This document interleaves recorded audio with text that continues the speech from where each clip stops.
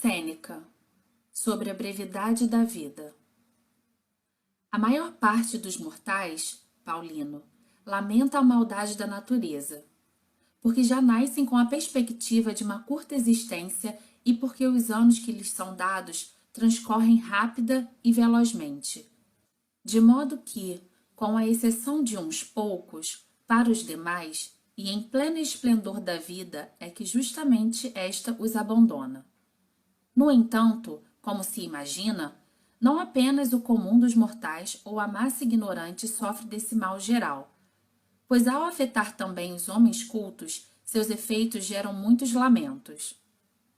Por isso, aquela expressão do pai da medicina, a vida é breve, a arte é longa, por isso o intento de Aristóteles com a natureza exigindo um mínimo de equidade. A natureza concede aos animais um tempo de vida tal que lhes permite ver passar 5 ou 10 gerações. Ao homem, nascido para realizar muitas e grandes coisas, fixa um limite mais breve. Não temos exatamente uma vida curta, mas desperdiçamos uma grande parte dela. A vida, se bem empregada, é suficientemente longa e nos foi dada com muita generosidade para a realização de importantes tarefas. Ao contrário, se desperdiça no luxo e na indiferença, se nenhuma obra é concretizada. Por fim, se não se respeita nenhum valor, não realizamos aquilo que deveríamos realizar, sentimos que ela realmente se esvai.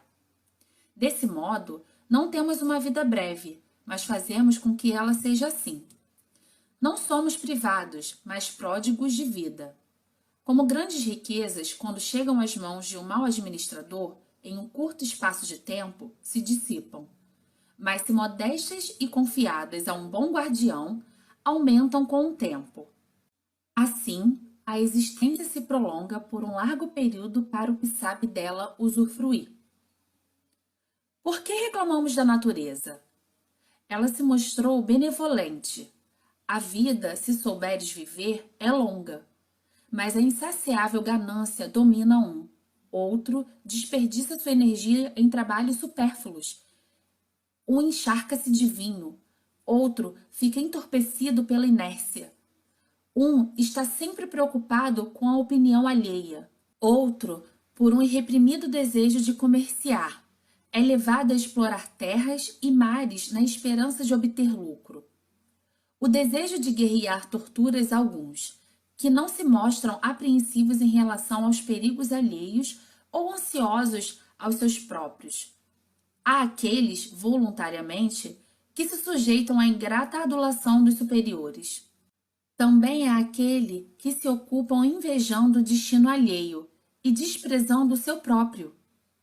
A grande maioria, sem nenhum objetivo, lança-se a novos propósitos levianamente, encontrando apenas desgosto. Alguns, sem terem dado rumo às suas vidas, são flagrados pelo destino esgotados e sonolentos, de tal maneira que não duvido ser verdade o que disse, como se fosse um oráculo, o maior dos poetas. Pequena é a parte da vida que vivemos, pois todo o restante não é vida, mas somente tempo. Os vícios sufocam os homens e andam à sua volta, não lhes permitindo levantar nem erguer os olhos para distinguir a verdade. Permanecem imersos, presos às paixões, não favorecendo um voltar-se para si próprio. Mesmo encontrando alguma paz, eles continuam sendo levados pelas suas ambições, não achando tranquilidade, tal como o fundo do mar, depois da tempestade, ainda continua agitado. Imaginas que falo daqueles cujos vícios são explícitos. Observa os que a sorte abençoou. Eles se sentem sufocados pelos seus bens. As riquezas são pesadas para muitos. A preocupação com a eloquência e a necessidade de mostrar talento tirou o sangue de muitos. Outros enfraqueceram devido a uma vida de libertinagens. Muitos possuem um grande número de clientes, mas nenhuma liberdade. Por fim, observa todos, desde o mais simples ao mais poderoso. Este advoga, aquele assiste. Um é acusado, outro defende. Aquele outro julga. Ninguém pede nada para si. Uns nos outros se consomem. Indaga sobre aqueles cujos nomes são conhecidos de todos e verás por que o são. Este cuida daquele, que cuida de outro. Ninguém cuida de si mesmo. Além disso, é extremamente irracional a indignação de alguns, pois se queixam do desprezo de seus superiores, mas eles próprios não os procuram, embora desejassem. Quem ousará reclamar da soberba do outro, quando ele mesmo não dispõe de um momento para si? Aquele, apesar do aspecto insolente, te olhou com respeito, sem saber quem eras, ouviu tuas palavras e te recebeu junto a si. Tu não levastes em consideração nem a ti mesmo. Assim, não há motivo para que cobres teus favores a quem quer que seja, já que quando os fizeste, foi por querer estar com o outro e não contigo mesmo. Nenhum homem sábio deixará de se espantar com a cegueira do espírito humano. Ninguém permite que sua propriedade seja invadida, e havendo discórdia quanto aos limites, por menor que seja, os homens pegam em pedras e armas. No entanto, permitem que outros invadam suas vidas de tal modo que eles próprios conduzem seus invasores a isso. Não se encontra ninguém que queira dividir a sua riqueza, mas a vida é distribuída entre muitos. São econômicos na preservação de seu patrimônio, mas desperdiçam o tempo, a única coisa que justificaria a avareza. Agradar-me-ia questionar qualquer um dentre os mais velhos. Vemos que já atingistes o fim da vida. Tens 100 ou mais anos. Vamos, faz o cálculo de tua existência. Conta quanto deste tempo foi tirado por um credor, uma amante, pelo poder, por um cliente. Quanto tempo foi tirado pelas brigas conjugais e por aquelas com escravos, pelo dever das suas idas e vindas pela cidade. Acrescenta ainda as doenças causadas por nossas próprias mãos e também todo o tempo desperdiçado. Verás que tem menos dos anos que contas. Examine tua memória. Quando atingistes um objetivo? Quantas vezes o dia transcorreu como planejado? Quando usaste teu tempo contigo mesmo? Quando mantivestes uma boa aparência, o espírito tranquilo? Quantas obras fizestes para ti com um tempo tão longo? Quantos não esbanjaram a tua vida sem que notastes o que estava perdendo? O quanto de tua existência não foi retirado pelos sofrimentos sem necessidade, tolos, contentamentos, paixões ávidas, conversas inúteis e quão pouco te restou do que era teu? Compreenderás que morres cedo. Vivestes como se fosses viver para sempre. Nunca te ocorreu a tua fragilidade. Não te das conta de quanto tempo já transcorreu. Como se fosse pleno e abundante, o desperdiças.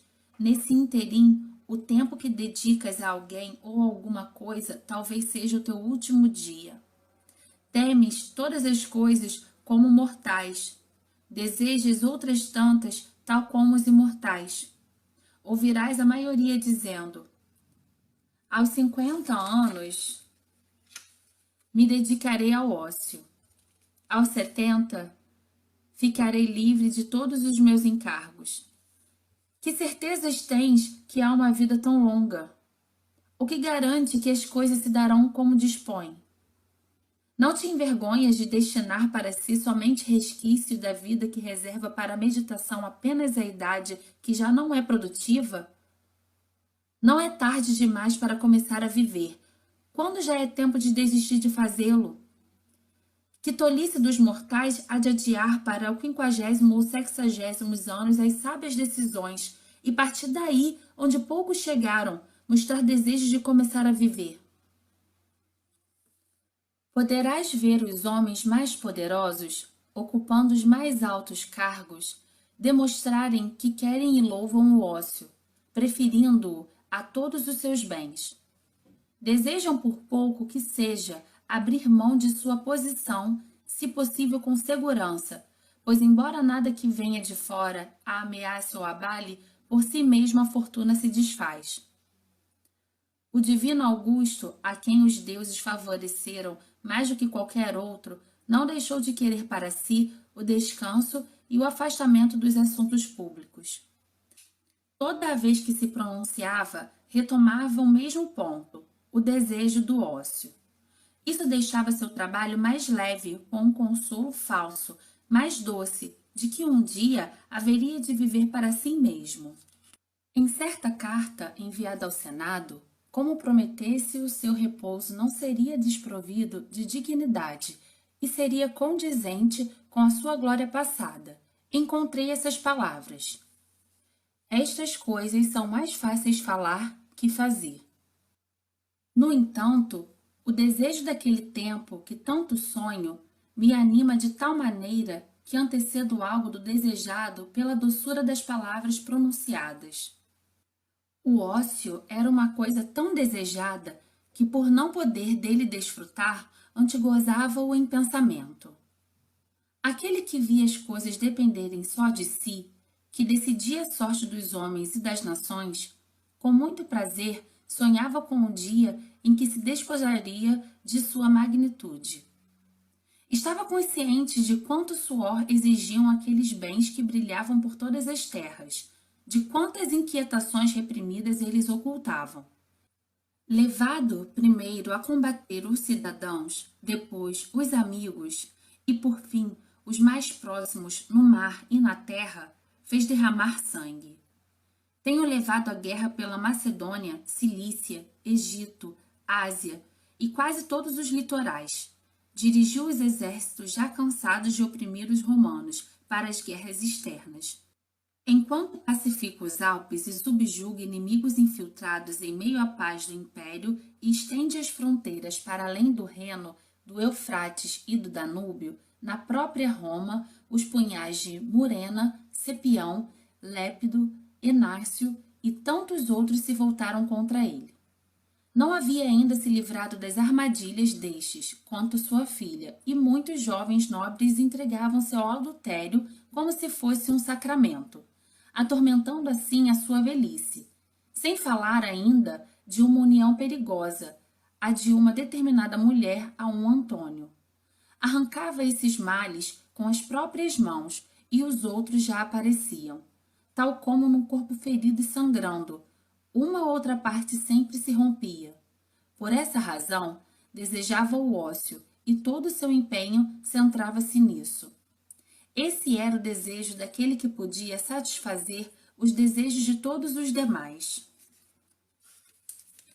Marco Cícero, vivendo entre homens como Catilina, Clódio, Pompeu e Crasso, uns inimigos declarados, outros falsos amigos, estando a república ameaçada, procurava afastá-la de seu naufrágio. Ao fim, afundando com ela, não se mostrando sossegado nos períodos estáveis, nem paciente nos adversos, quantas vezes amaldiçoou o seu próprio consulado, o qual elogiara com motivo, mas exageradamente.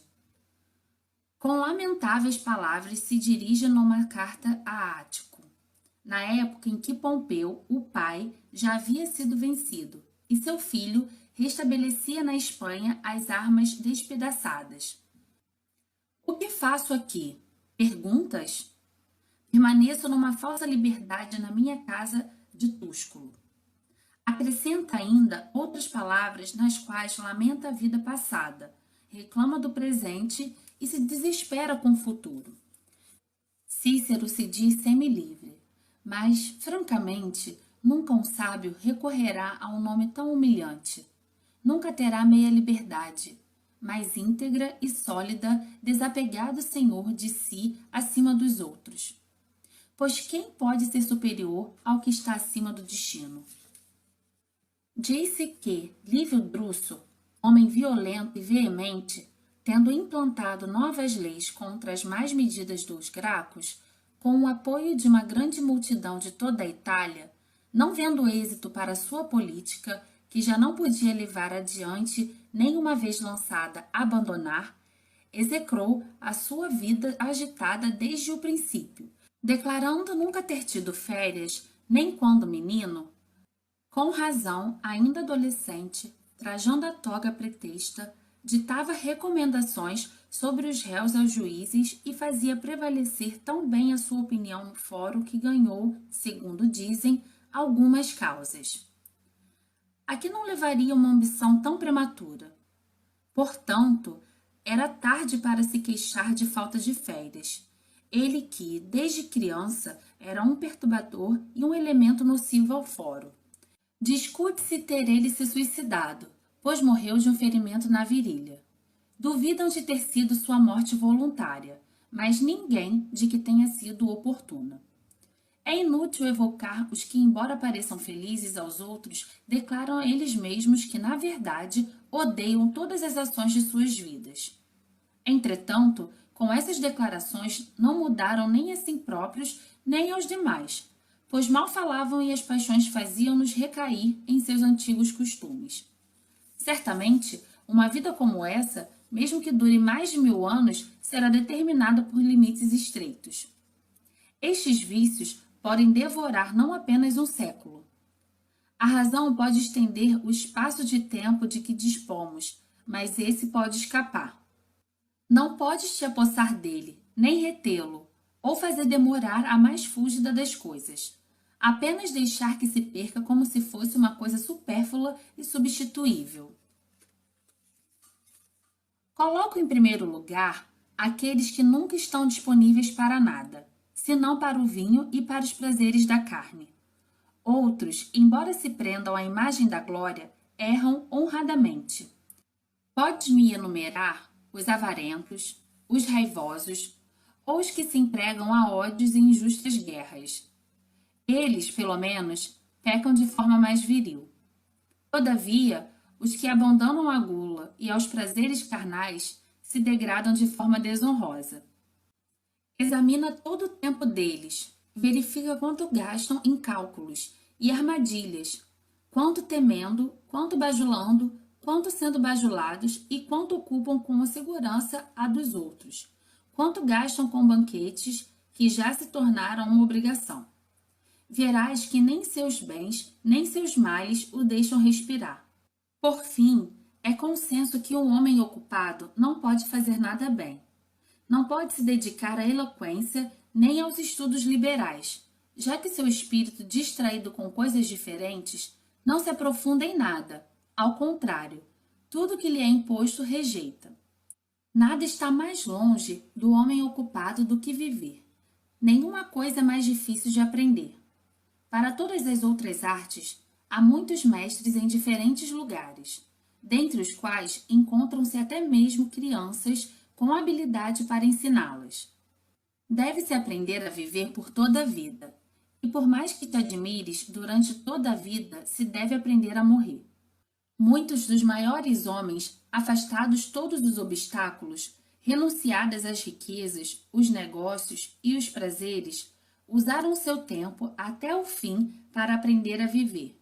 Muitos, contudo, deixaram a vida confessando não ter aprendido. Muito menos aprenderam aqueles dos quais já falei. Acredita é o próprio dos grandes homens e de quem se eleva acima dos erros humanos não consentir que lhe tirem nada do seu tempo, e assim toda a sua vida é muito longa, porque se dedicou a si mesmo, não importando quanto tenha durado. Nem um instante dela se manteve descuidado, distraído ou esteve subordinado a outro, e dessa maneira, ele, guardião cuidadoso, não encontrará ninguém que acredite ter vivido tão dignamente a ponto de querer trocar a sua vida com a de alguém.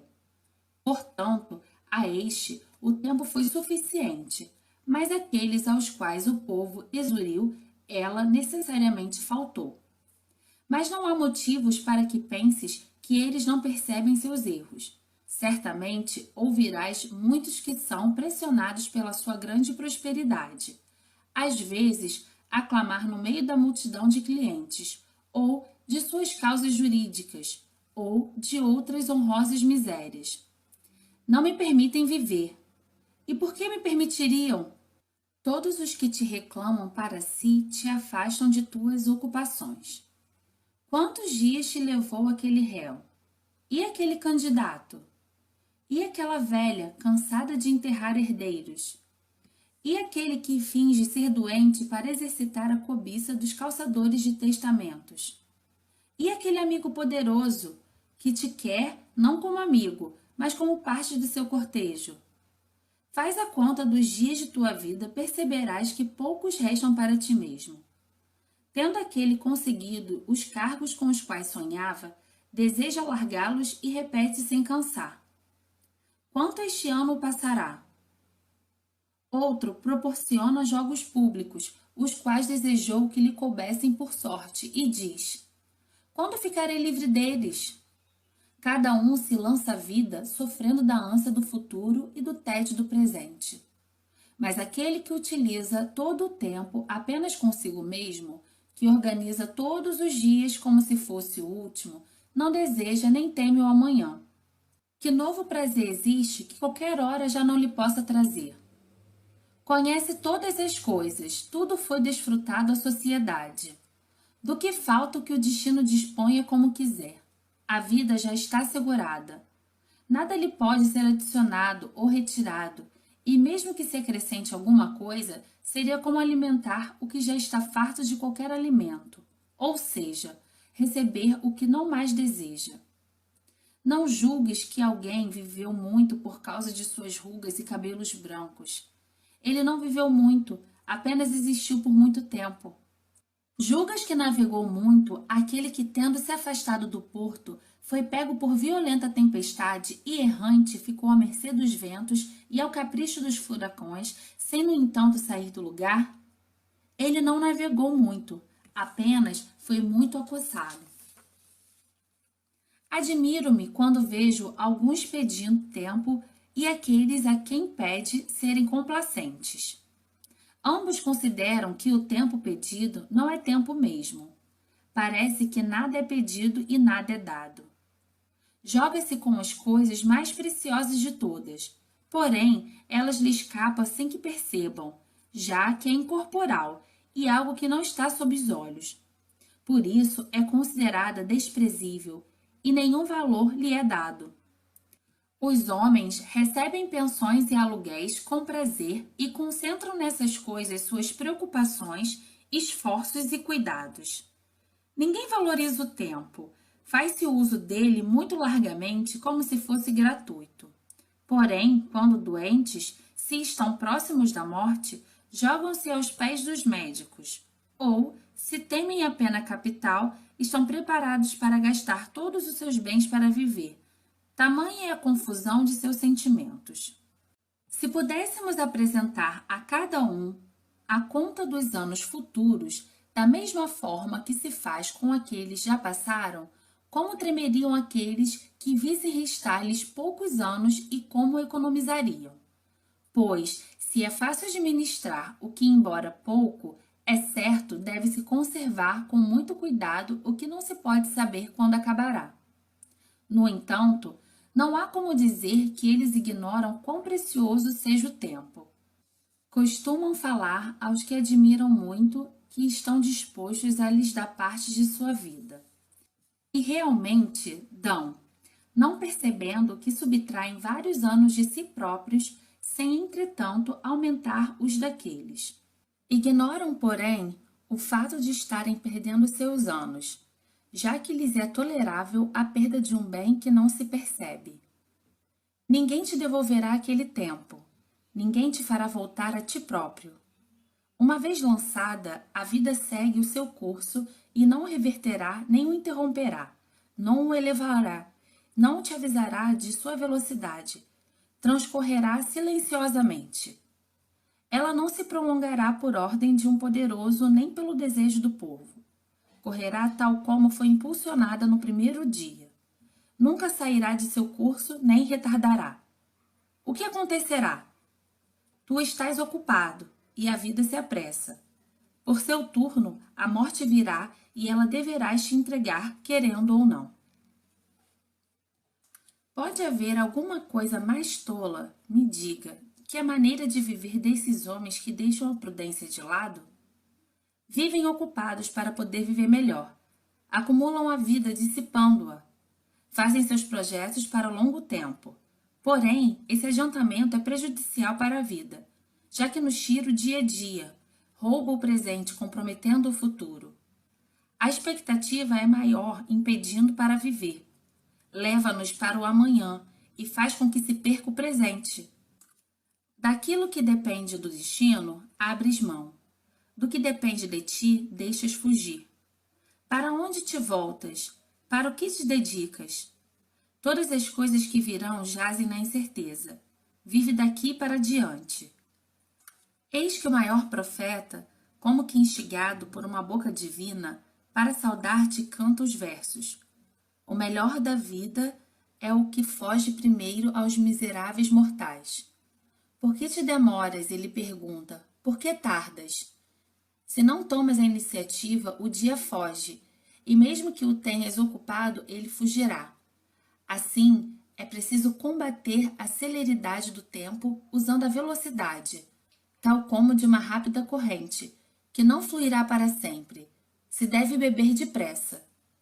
O poeta, que esplendidamente censura tua cogitação infinita, não fala de melhor idade, mas melhor dia. Estendes com a tua avidez aquilo que te parece lento e seguro do tempo, mas que te foge de tal maneira que em uma longa série de anos e meses, ele te fala de um dia, deste próprio dia que foge. Portanto, não há dúvida que o melhor dia é o primeiro que foge aos miseráveis mortais, isto é, aos ocupados. A velhice aflige tanto os seus próprios infantis que chegam a ela despreparados e desarmados. Na verdade, nada foi previsto. Subitamente e sem estarem prontos chegam a ela, não percebendo que ficava mais próxima todos os dias. Do mesmo modo que uma conversa, uma leitura ou qualquer reflexão maior desvia a atenção do viajante, que de repente se vê chegando ao seu destino sem perceber que ele se aproxima. Assim é o caminho da vida, incessante e muito rápido, que dormindo ou acordados fazemos com que o mesmo passo e que aos ocupados não é evidente, exceto quando chegam ao fim. Se quisesse dividir minha preposição em partes e argumentos, muitos deles me ocorreriam para provar que é brevíssima a vida dos homens ocupados. Fabiano costumava dizer, não como catedrático, mas como um verdadeiro e antigo filósofo. Não é com sutileza nem com pequenos golpes que se deve combater as paixões, mas sacando a espada no momento do choque. Não aprovava sofismas, pois se deve vencer as paixões, não espicaçá-las. Contudo, para mostrar aos insensatos o seu erro, deve-se ensiná-los, não somente deplorá-los. A vida se divide em 3 períodos, aquilo que foi, o que é e o que será. O que fazemos é breve, o que faremos, dúbio, o que fizemos, certo.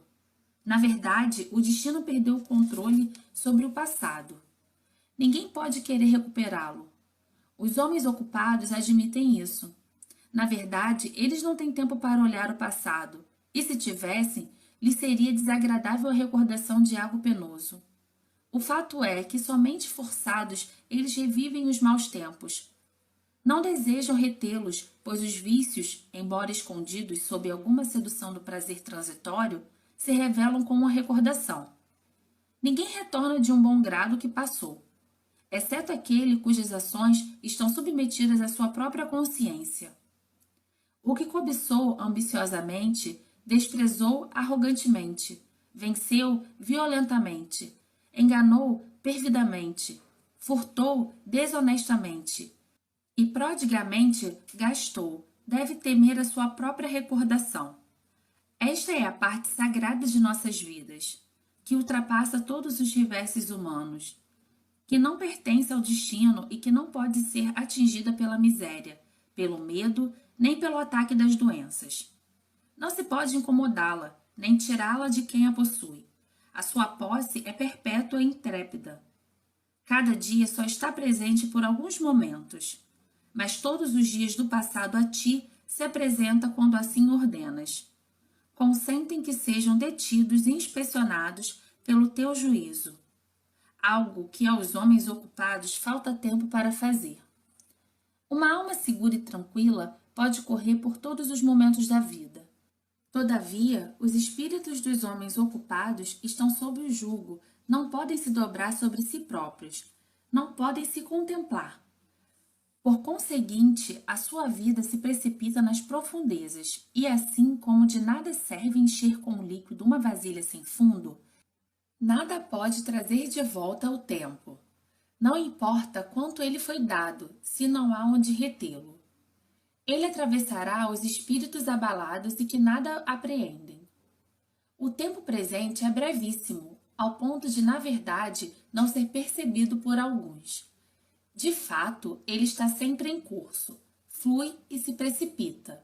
Deixa de existir antes de chegar.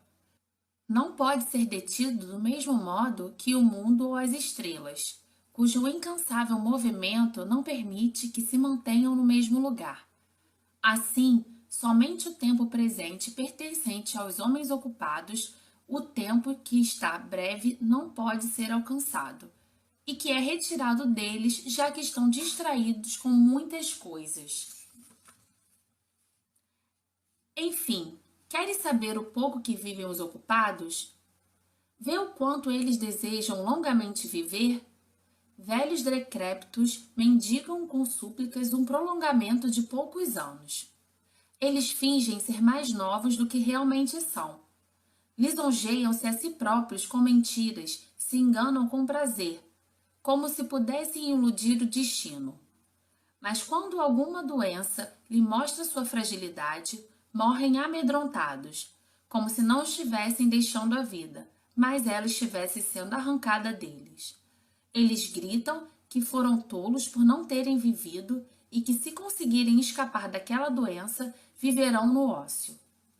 Então pensam o quanto inutilmente se esforçaram para coisas que não aproveitaram, quão vão foram todos os seus trabalhos.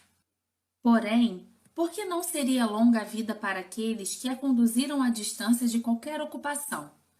Nada dela foi delegado a outrem, nada foi dispersado, nada foi deixado à sorte, nada desperdiçado com negligência, nada esbanjando pela liberalidade, nada foi supérfluo.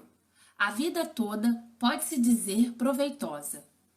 Por mais curta que seja, é mais que suficiente, de maneira que, ao chegar o último dia, o homem sábio não hesitará em ir para a morte com tranquilidade. Perguntas talvez a quem chamo de ocupados?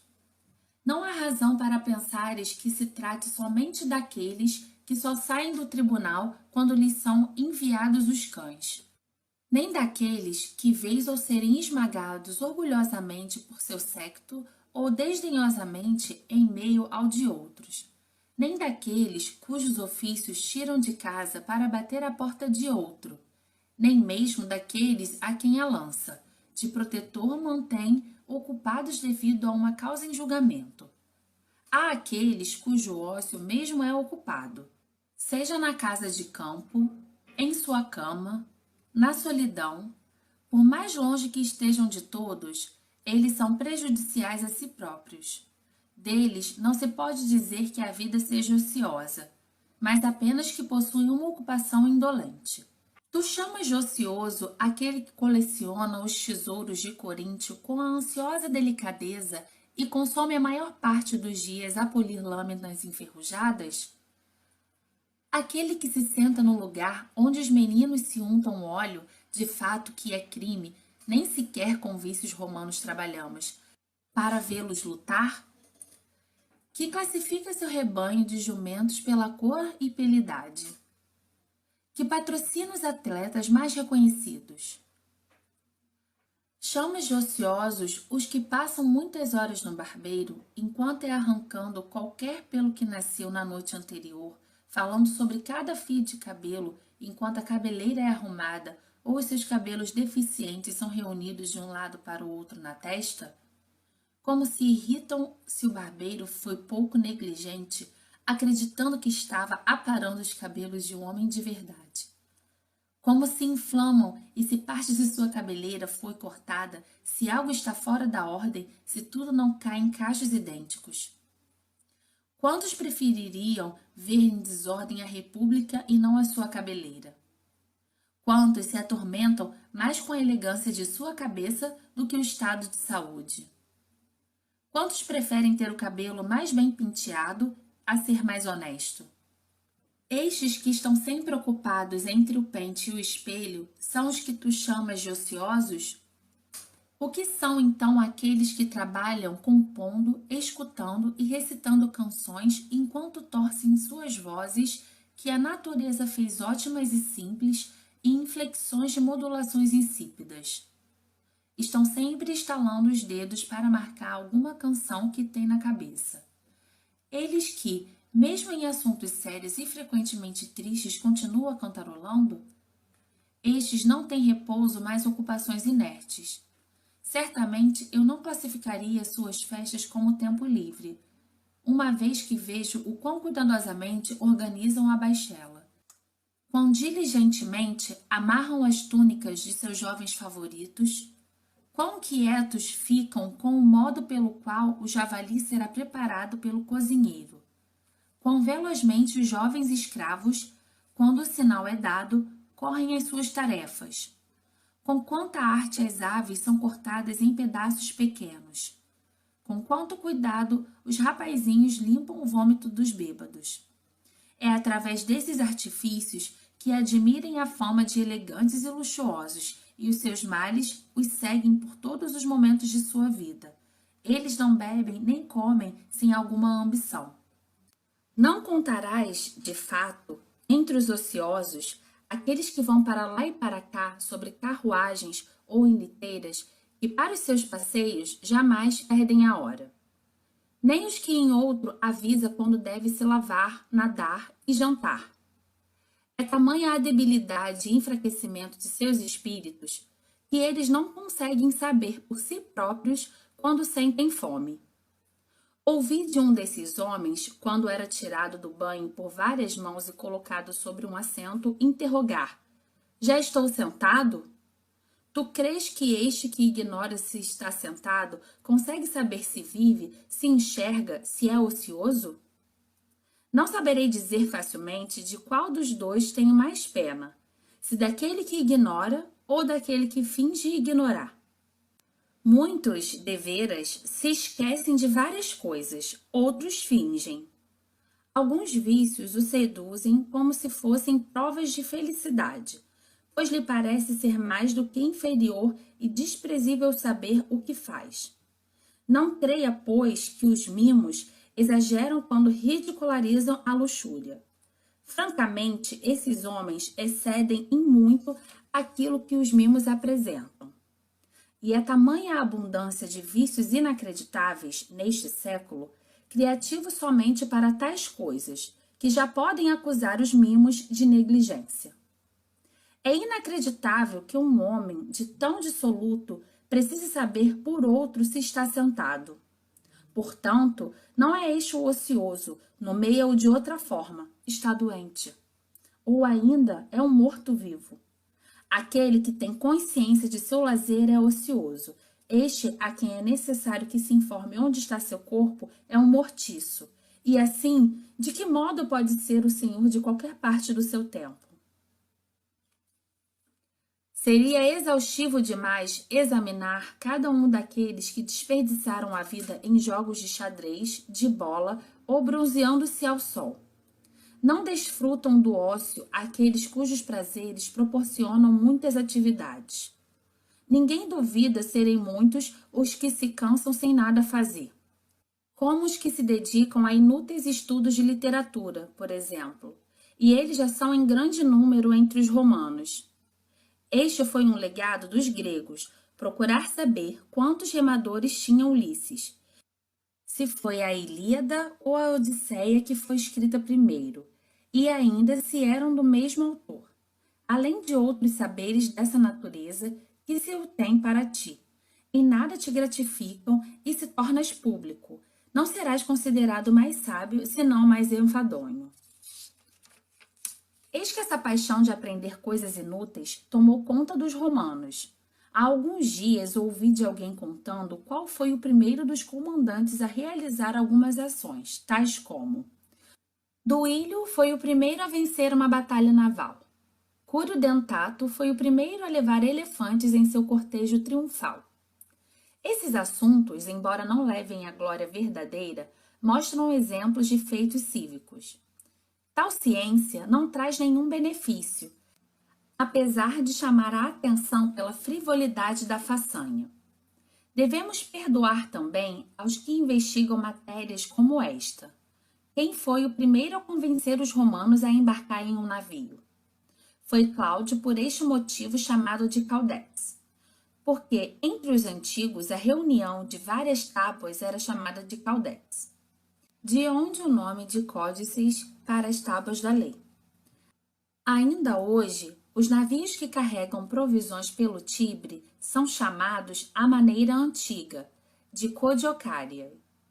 Não se duvida que isto possa ter algum valor, ou seja, que o Valério Corvino foi o primeiro a subjugar Mesina, e tomando para si o nome da cidade conquistada, foi o primeiro da família dos Valérios a chamar-se Mesana, o qual o vulgo, trocando as letras, passou a chamar de Messala. Acaso vais permitir que alguém se ocupar disso também, ou seja, que Lúcio Sula foi o primeiro a mostrar os leões soltos no circo, enquanto que antes eram vistos acorrentados e que foram enviados arqueiros pelo rei Boco para exterminá-los? Façamos, porém, essa concessão.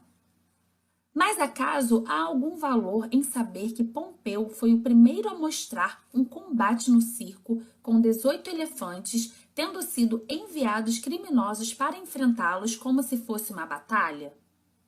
O primeiro dos cidadãos, e como conta a tradição entre os antigos líderes, considerado o que se destacou pela sua bondade, pensou em ser um novo tipo de espetáculo digno de se relembrar do matar homens de uma nova maneira? Combatem? É pouco. Despedaçam-se? É pouco. Que sejam esmagados por uma enorme quantidade de animais. Seria bom que isso fosse esquecido, para que mais tarde alguém não aprendesse a invejar-se uma ação, no mínimo, desumana. Quantas trevas uma grande felicidade causa a nossas mentes! Acreditou estar acima das leis da natureza quando atirou o bando de miseráveis às feras nascidas sobre os céus, quando proporcionou uma batalha entre animais tão dispares, quando se fez correr muito sangue diante do povo romano, aquele que em breve seria obrigado a verter muito mais. Mas logo após o mesmo, enganado pela deslealdade alexandrina, entregou-se a um simples escravo para ser morto, só então compreendendo a inútil ostentação do seu cognome. Mas para voltar ao ponto de onde me desviei, para mostrar a inútil atenção de algumas nessa matéria, aquele mesmo estudioso narrava que Metelo, tendo vencido os cartagineses na Sicília, foi o único dentre os romanos a levar em sua marcha triunfal, diante de seu carro, 120 elefantes, e que Sula foi o único dos romanos a aumentar o pomerio, coisa que só era feita, segundo os costumes antigos, após a conquista de territórios italianos e não provinciais. Tem utilidade maior saber que o Monte Aventino estava situado fora do pomerio, como afirmava aquele, por causa de dois motivos, a saber, ou porque a plebe tinha se afastado desse local, ou porque Remo, procurando os auspícios, o voo das aves não foi neste lugar favorável. E ainda tantos outros saberes que ou estão cheios de mentiras, ou são dessa natureza. Mesmo que admitas que eles contam tudo isso de boa fé e que são responsáveis pelo que escrevem, com tudo isso ajudará a diminuir os enganos de quem? Irá refrear as paixões de alguém? A quem tornará mais generoso, mais corajoso ou mais justo? Por vezes, Fabiano dizia duvidar se era melhor não levar adiante estudo algum do que se envolver com de tal natureza. Dentre todos, somente são ociosos os que estão livres para a sabedoria. Apenas estes vivem pois não só controlam bem a sua vida, como também lhe acrescentam a eternidade. Todos os anos que se passaram antes deles são somados aos seus. A não ser que sejamos muito ingratos, aqueles sábios fundadores das ideias sagradas nasceram para nós e nos prepararam a vida. Pelos seus esforços, somos conduzidos das trevas para a luz, para as coisas mais belas. Não nos é proibido o acesso a nenhum século. Somos recebidos em todos e, se desejarmos, pela grandeza da alma, ultrapassar os pequenos limites da fraqueza humana, há um enorme espaço de tempo a ser percorrido. Poderemos disputar com Sócrates, duvidar com Carneades, encontrar a tranquilidade com Epícoro, vencer a natureza do homem com os estoicos, ultrapassá-la com os cínicos. Uma vez que a natureza nos permite comungar com toda a eternidade, por que não nos afastarmos da estreita e pequena passagem do tempo e nos entregarmos com todo o nosso espírito ao que é ilimitado, eterno e divino com os melhores? Os que se envolvem com muitos compromissos, os que se inquietam a si e aos outros, conscientes de suas insânias após terem percorrido todos os dias as portas de todos e não se ter deixado de entrar em nenhuma que estivesse aberta, após terem levado a sua saudação interesseira às mais longínquas casas, muito pouco terão vistos numa cidade tão grande da dilacerada por inúmeros desejos. Quantos serão aqueles cujo sono, luxúria e grosseria os afastarão? Quantos, após os terem sacrificado com longa espera, não passarão fingindo pressa? Quantos não vão evitar passar pelo átrio repleto de clientes, fugindo por portas escondidas, como se fosse menos descortês enganar do que se despedir? Quantos ainda, sonolentos e pesados pela bebedeira da véspera, responderão aos pobres miseráveis que interromperam seu sono, bocejando arrogantemente, mal abrindo os lábios, que fiquem esperando, pois voltarão a dormir? É lícito afirmar que se dedicam a verdadeiros ofícios os que querem desfrutar todos os dias da intimidade de Zenão, Pitágoras, Demócrito, Aristóteles, Teofrasto e de outros mestres das boas artes. Nenhum deles faltará, nenhum mandará embora aquele que o procurar sem deixá-lo mais feliz e mais dedicado a ele. Nenhum permitirá a quem quer que seja sair de mãos vazias. Eles podem ser encontrados por qualquer mortal, seja durante o dia, seja à noite. Passará teus anos, te oferecerá os seus. Nunca a conversa com ele será perigosa, nunca a amizade será fatal, ou o respeito dispendioso. Conseguirás deles tudo o que desejas. Eles serão culpados, se não conseguires exaurir aquilo que queiras. Que felicidade, que bela velhice terá aquele que se propuser a ser cliente deles. Este terá com quem dialogar sobre as menores e maiores questões, a quem consultar todos os dias sobre si mesmo, de quem escutar a verdade sem ser ofendido, e será louvado sem adulação, para que se possa moldar a sua semelhança. Costumamos dizer que não está em nosso poder escolher os pais que o destino nos deu. Porém, podemos ter um nascimento de acordo com as nossas escolhas. Há famílias dos mais nobres espíritos, basta escolher a qual delas deseja pertencer, e receberás não apenas o nome, mas também os bens, os quais não precisarás vigiar de forma miserável e mesquinha, pois quanto mais forem compartilhados, maiores se tornarão. Estes te levarão ao caminho da eternidade, te elevarão ao ponto mais alto de onde ninguém corre risco de cair. Esta é a maneira de prolongar a vida, ou mesmo de transformá-la em imortalidade. As honras, os monumentos, tudo aquilo que a ambição decretou ou construiu com trabalhos logo há de ruir. Uma vez que não existe nada que a passagem do tempo não arruine ou ponha em desordem. Porém, não pode atingir os conhecimentos que a sabedoria construiu, pois nenhuma idade pode destruí-los ou diminuí-los. A próxima e as seguintes sempre vão aumentá-los mais um pouco, já que a inveja avista apenas o que está próximo de si, e admiramos com menos astúcia o que está distante. Assim, a vida do sábio se estende por muito tempo. Ele não tem os mesmos limites do que os outros. É o único que não depende das leis do gênero humano. Todos os séculos o servem como um Deus. Algo que se perde no passado, ele recupera com a memória. Está no agora, ele desfruta. Há de vir com fruto, ele antecede. A união de todos os tempos em um só momento faz com que a sua vida seja longa.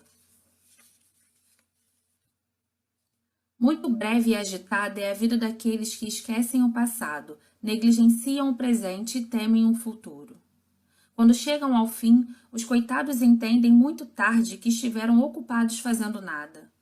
E porque invocam a morte, não se pode provar que tenham vivido uma longa existência. Sua imprudência atormenta-os com sentimentos incertos, os quais direcionam-o para as próprias coisas que temem. Desejam a morte porque ela nos amedronta. Não é argumento para nos levar a pensar que desfrutam de uma longa vida o fato de muitas vezes acharem que os dias são longos, ou reclamarem de que as horas custam a passar até o jantar, pois se estão sem ocupação, sentem-se abandonados, inquietam-se com o ócio sem saber como dispor do mesmo ou acabar com ele. Assim, desejam uma ocupação qualquer, e o período de tempo entre dois afazeres é cansativo. E certamente é isso que acontece quando o dia do combate dos gladiadores é marcado, ou quando se aguarda qualquer outro evento ou espetáculo. Desejam pular os dias que ficam no meio. Toda espera por alguma coisa lhes é penosa, mas aquele momento que aspiram é breve e passa rápido, tornando-se muito mais breve por sua própria culpa. Pois transitam de um prazer a outro sem permanecer em apenas um desejo. Seus dias não são longos, mas insuportáveis.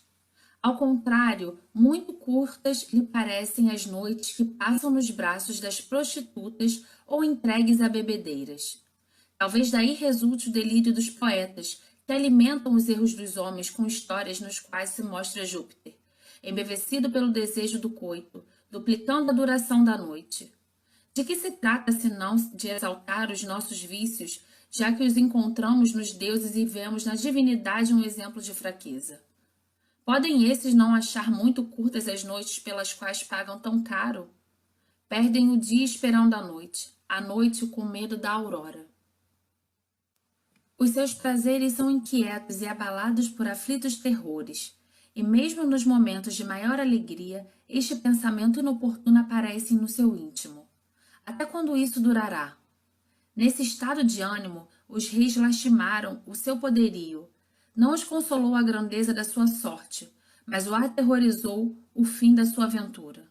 O mais insolente rei dos persas, quando por grande espaço de campos estendia o seu exército, o qual não podia medir pelo número, mas sim pela extensão, verteu lágrimas, porque em 100 anos ninguém desta multidão de jovens haveria de estar vivo.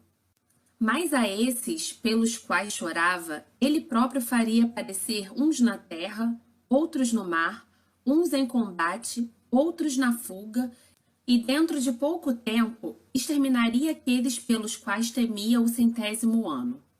E então as alegrias dele são ansiosas? É que não se apoiam sobre fundamentos sólidos, mas são perturbadas pelas mesmas inutilidades que as origina.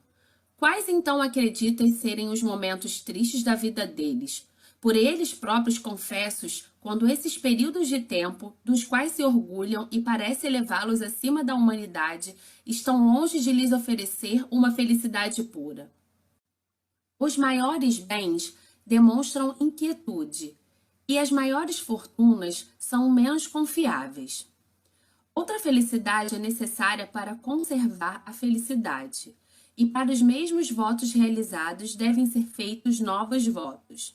De fato, tudo aquilo que vem por acaso é instável, e o que mais alto se eleva, mais facilmente cai. Ora, a ninguém as coisas decaídas causam deleite. É, portanto, evidente que seja não apenas muito curta, mas também muito infeliz a vida daqueles que a preparam com grande trabalho e que só a podem conservar com esforços maiores ainda. Adquirem penosamente aquilo que desejam, possuem com apreensão o que adquiriram. Enquanto isso, não se dão conta do tempo que não voltará. Novas preocupações substituem as antigas. Uma esperança realizada faz nascer outra esperança. A ambição provoca a ambição. Nossos cargos nos atormentam? Mais tempo lhe dedicamos que a outras coisas. Desejamos trabalhar como candidatos? Começamos como eleitores. Renunciamos à penosa função de acusar? Aspiramos a julgar. Deixou de ser juiz? É feito pretor. Envelheceu na administração de bens alheios? Mantém-se ocupado com as suas próprias riquezas. Mário largou o serviço militar? Torna-se cônsul. Quem te apressa-se a deixar a ditadura? Será mais uma vez arrancado do arado.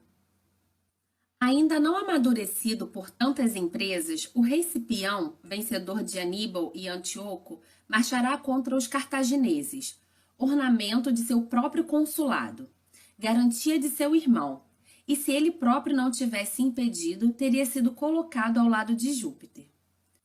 Os cidadãos sediciosos perseguirão o salvador dos cidadãos, e tendo recusado na juventude honras que o tinham igualado ao deus Júpiter, já velho, o deleitaria apenas a ambição de um tranquilo exílio. Nunca faltarão motivos felizes ou infelizes para a preocupação. A vida ocorrerá através das ocupações. Nunca o ócio será obtido, sempre desejado.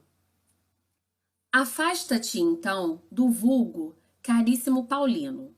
Mas, embora já bastante sofrido pela duração de tua vida, não deixa de procurar um porto mais tranquilo. Pensa quantas agitações subjugaste, quantas tempestades, privadas, suportastes, outras, públicas, se atiraram sobre ti. Por trabalhosos e inquietos exemplos, já te demonstraste suficientemente ser virtuoso. Agora experimenta o que farias no ócio. A maior parte da tua vida, certamente a melhor, foi dedicada à República. Assim, toma um pouco do teu tempo para ti. E não te convido à preguiça nem à inércia, pois nem no sono, nem em qualquer dos prazeres caros ao vulgo, submergerias a vigorosa índole que há em ti. Isso não é repousar. Encontrarás atividades mais importantes que todas as que realizaste com devoção até aqui, as quais executarás no retiro e sem preocupações. Tu, certamente, administras os afazeres do mundo tão desinteressadamente quanto os dos outros, tão zelosamente quanto os teus, tão religiosamente quanto dos estados. Obtens afeição num ofício em que é difícil evitar o ódio, mas, contudo, acredita, vale mais se ocupar da tua própria vida do que dos suprimentos públicos. Afasta essa força de espírito capaz das maiores coisas para um ministério honroso, sem dúvida, mas pouco preparado para uma vida feliz. E pensa que não foste instruído, desde a tenra idade, nas artes liberais, para que te ocupasses com milhares de grãos de trigo. Esperaste coisas maiores e mais elevadas. Não faltarão homens de perfeita sobriedade e de laboriosa atividade bem mais aptos a carregar pesos. Lentos jumentos são mais capazes para o trabalho que os nobres cavalos. E quem já oprimiu generosamente a agilidade deles com uma pesada bagagem? Pensa, além disso, quanto cuidado provoca uma carga tão penosa. Vai te ocupar com um ventre humano. Um povo com fome não é racional, portanto, nem a equidade saberia acalmá-lo, nem as orações dobrá-lo. Há pouco, logo após a morte de Caio César, disse que esse sofreu muito, porque o povo sobreviveu a ele e porque certamente teria subsistência para mais 7 ou 8 dias. Enquanto construía pontes com navios e brincava com as forças do império, aproximava-se o último dos males também para os habitantes. a escassez de alimentos. Constituiu-se quase na morte e na fome, e consequência da fome, a ruína de todas as coisas, o seu infeliz desejo de imitar um rei insensato e estrangeiro. Que estado de ânimo tinha aqueles aos quais eram confiados os abastecimentos públicos, ameaçados com ferro, pedras, fogo e pela fúria de Calígula? Com enorme dissimulação, escondiam um mal latente embutido entre as vísceras do Estado, e digo, agiam assim com razão. De fato, algumas doenças devem ser curadas com a ignorância dos pacientes. Muitos morreram por conhecer a causa do seu mal. Refugia-te nessas coisas mais tranquilas, mais seguras, mais elevadas. Pensas que é a mesma coisa cuidar para que o transporte do trigo chegue livre da fraude e da negligência dos transportadores, que seja armazenado com cuidado nos armazéns, de modo que não se aqueça ou que não se estrague pela umidade e não fermente. E, por último, que a medida e o peso se encontrem de acordo com o combinado. Pensa que tais cuidados possam ser comparados com estes santos e sublimes estudos que te revelarão a natureza de Deus, seu prazer, sua condição, sua forma? Irão te indicar o destino reservado à tua alma, onde nos colocará a natureza quando formos libertos dos corpos? O que sustenta os corpos mais pesados no meio deste mundo? O que suspende os mais leves? Leva o fogo às regiões mais elevadas? Indica os astros a sua rotação e assim muitos outros fenômenos ainda mais maravilhosos? Queres uma vez abandonada a terra voltar a mente a essas coisas? Agora que o sangue ainda aquece e está em pleno vigor, devemos tender às coisas melhores. Encontrarás nesse tipo de vida o entusiasmo das ciências úteis, o amor e a prática da virtude, o esquecimento das paixões, a arte de viver e de morrer uma calma inalterável. Certamente miserável é a condição de todas as pessoas ocupadas, mais ainda, mais miserável a daquelas que sobrecarregam a sua vida de cuidados que não são para si, esperando para dormir o sono dos outros, para comer que o outro tem apetite, que caminham segundo o passo dos outros e que estão sob as ordens deles nas coisas que são mais espontâneas de todas, amar e odiar.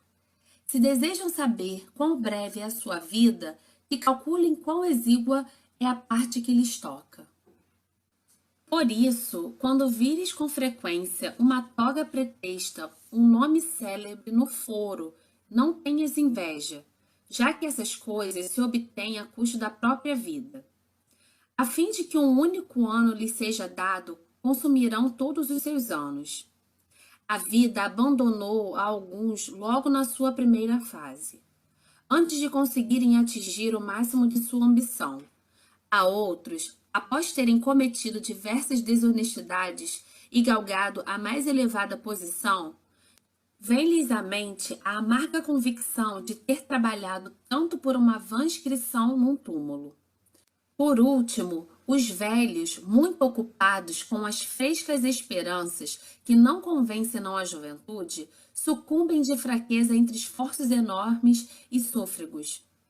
Vergonha daquela a quem, pela idade avançada, falta fôlego no tribunal, defendendo causas vis e buscando o aplauso de um auditório ignorante. Pobre daquele que, cansado mais de viver do que de trabalhar, sucumbe entre suas próprias ocupações. Coitado daquele que, ao morrer, o herdeiro, o qual muito tem feito esperar, escarnece contando seu dinheiro. Não posso deixar passar por um exemplo que me ocorreu. Turânio tornou-se um velho muito ativo, mas, depois de 90 anos, tendo recebido inesperadamente de Caio César a exoneração de seu cargo, pôs-se à cama e ordenou aos seus, reunidos à sua volta, que o chorassem como morto.